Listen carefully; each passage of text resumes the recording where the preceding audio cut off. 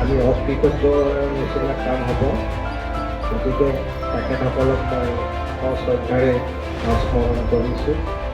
এতিয়া আচলতে আমাৰ এই অনুষ্ঠানখনে আজি 50 বছৰ আগতে জন্ম লৈছিল। অনুপাতে ইয়াৰ উন্নতি বা শ্ৰীবৃদ্ধি হোৱা আজি পালোঁ। ইয়াৰ মূলতে মানুহজন ডাক্তৰ ঋষিকেশ ওৱান ইয়াৰৰ ডাক্তৰ হিচাপে আজি জইন কৰি চাহ অসমত বা অসমত কথাটো মোতকৈ দুগুণতকৈ আৰু তেখেতে অনুষ্ঠানটো আগবঢ়াই দিয়ে আৰু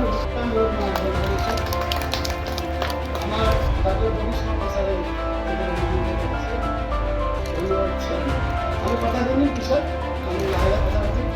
আমাৰ মাজত এতিয়াও যথেষ্ট সংখ্যক চিকিৎসক আছে, আহিবও লগা আছে। তাৰ ভিতৰত আমাৰ মাজত আছে আমাৰ অলপমান কৈছে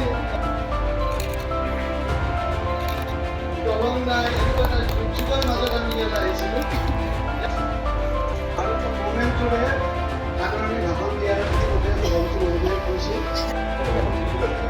ছাৰ এটা ফটো লওকচোন।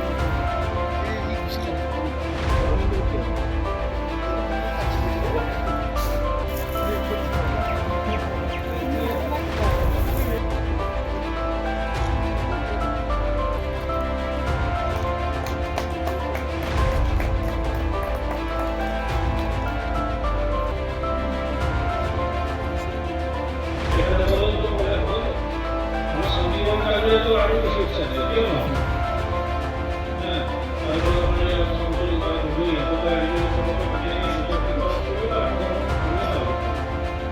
এই ধৰণে আজি এই অনুষ্ঠানটো পূৰ্ণতা পাইছে। গতিকে আপোনালোকক কষ্ট কৰি চেষ্টা